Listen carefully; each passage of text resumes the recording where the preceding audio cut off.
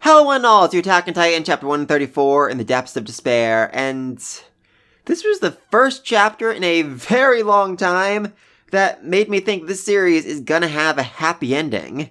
I mean, I know that might seem crazy given how people were crushed to death by the Titans this chapter, and, you know, we get this amazing shot of all these people literally pushing each other off a cliff, trying to hold on for a second longer before the Titans crush them all, but still, even in that situation, we saw the mother pass on her child, making sure that it lived even if she couldn't, and, you know, the other people, they didn't let the child drop, they didn't throw it off the cliff, they raised it above them, they made sure it was okay, they made sure it was safe and secure, as a symbol of hope. It's almost saying, you know, this child will survive, this child will make it somehow, some way, the Titans will be stopped, and this child will live. And, you know, very first page, we see Historia giving birth to a child. You know, there's a lot of speculation about who the child's father is. Is Historia gonna die giving birth? Is Paradise Island just gonna be completely wiped off the map? But regardless of all of that, the child will not grow up in the same world that his parents did. He will not know the fear of the Titans. He will not know the restrictions of living in a city surrounded by walls. He will be free in one sense or another. And I just freaking love this Marley in general. He's basically just apologizing for all the hatred they've thrown at the Eldians and Paradise Island for all these years, and he's admitting this is his fault. The monster they're fighting is literally the embodiment of all their hatred coming back at them. I love that. And he's saying, you know, when this is over, if we win somehow, some way, we will create peace. We will bring an end to all this hatred and anger and bloodshed. And, you know, I've seen a lot of people online, a lot of people complaining, you know, it's a little bit too late now, as you're facing death, to apologize for essentially being a Nazi. But this is exactly the kind of person we need moving forward. I am of the opinion that Eren is going to be stopped, and there's still going to be a whole bunch of people left in the world that he didn't get a chance to kill. When that happens, we need someone like him. Someone who's sick of the fighting, someone who's sick of the hatred, someone who wants to make peace. Someone who's willing to fight for the Eldians' rights, willing to fight for, you know, a chance to put all this behind him. And one who has seen the end of this battle. I mean, seriously. The look on his face when he realizes that not only the Eldians, who know they literally trained to be weapons and gave an expiration date, have come back to help him, but the Paradise forces as well. They've come to stop the rumbling. They've come to essentially stop their only chance of living a happy, healthy, safe life moving forward. Their only chance of peace. They've come to stop it for the sake of saving the world. He will see this fight. He will tell the world their story about the Paradise Islands, the heroes of justice who came in and saved the day, who stopped Eren, the true big bad evil. And I think that's what's been building up all the way since way back when, you know, they had the first attack on Marley. The head of the Typher family, one of those, said, the Paradise Island people, yeah, they're innocent, they haven't done anything wrong, it's not really their fault.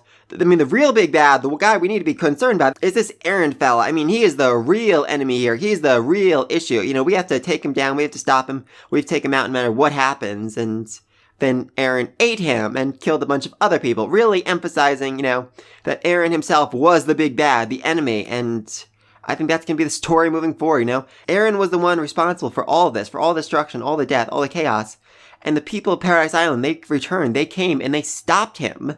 That's the story that's going to be told, and that's the only chance this world really has at peace. The only chance that the people of Paradise Island really have not to be murdered when this all comes to an end. You know, they weren't the ones responsible for this, it was all Eren. I've been saying for a long time, this is going to be a Code Geass ending, and this chapter just made me even more sure of it. Anyway, so the rest of the chapter, we got a good shot of all the people of the world, and we get a almost completely historically accurate version of London with Big Ben and the London Bridge, though for some reason everyone in London is black. That feels like a weird choice the author made. I mean, he could be trying to say, you know, in this world where the Eldians were universally despised and hated, there was no discrimination based on skin color because everyone's just like, oh yeah, the Eldians are below us, so the rest of us were all equal, more or less. I don't know, that's interesting. And we see Japan, or at least this world's version of Japan. I guess it's where Mikasa is from. A great shot of the setting sun as the Titans come and literally destroy everything. Very depressing, very depressing. Anyway, then Reiner's mother realizes just how absolutely horribly she done screwed up, literally raising her son to be a weapon, as she said, a tool of revenge. I'm not sure if she means revenge against Paradise Island because, a lot of the Eldians blame them for escaping and leaving the rest of them to die, or if she means revenge against Reiner's father. I'm still a little confused about her whole relationship with him. Anyway, then they start dropping bombs, and does not go too well. I mean, it doesn't help, that Eren sees them coming, and they have to launch the attack from way high up in the air where they think they're safe from his reach. So their aim is just, absolutely freaking awful, but really, they're just using canisters full of explosives. They don't even seem to be doing that much damage. I mean, I guess there's an issue with scale here. I mean, these Titans are just stupidly huge, so while these explosions might not look too big, they're actually like 30 to 100 feet across. Still though, I think he would have had much better luck just crashing the blimps, explosions and all, right into the Titans. That seems like the only chance he ever actually had to stop them. And then Eren seems to create the Beast Titan. Yeah, this is interesting. I mean, we see a cable in the back of his neck connecting him to Eren, so could this be similar to what the Warhammer Titan did, keeping their real body hidden underground, safely away from the physical form of their Titan, so that they could keep fighting without risking their life? I mean, I can't think of any reason why Zeke would be working with Eren here.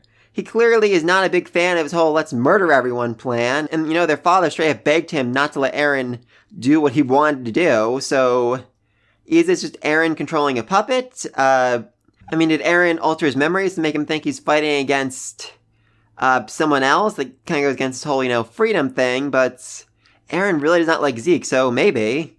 I mean, later on when Reiner comes in and body slams him, could he have broken the connection and then maybe he'll just disintegrate because he doesn't have his source, he doesn't have his connection to whatever it is that's powering him anymore? I'm curious about that. Anyway, then as Zeke takes down the last of the blimps, everyone's just like, alright, well, I guess now's the time to die. They're all accepting it. Annie's father and Reiner's mother basically trying to convince themselves, yeah, you know what, I'm sure our kids are okay. I'm sure they'll live, maybe. They're just on an island, where they committed mass murder and where they're probably going to be universally hated, but they'll be fine. And then the plane shows up to save the day. But as we all expect from last chapter, oh no, the engine is almost dead. Yeah, that's what happens when you take off with only a half tank of fuel. So it looks like Onion is going to try to crash land the plane. I don't know if that'll kill him. I feel like it won't at this point because I don't really see any benefit in him dying here.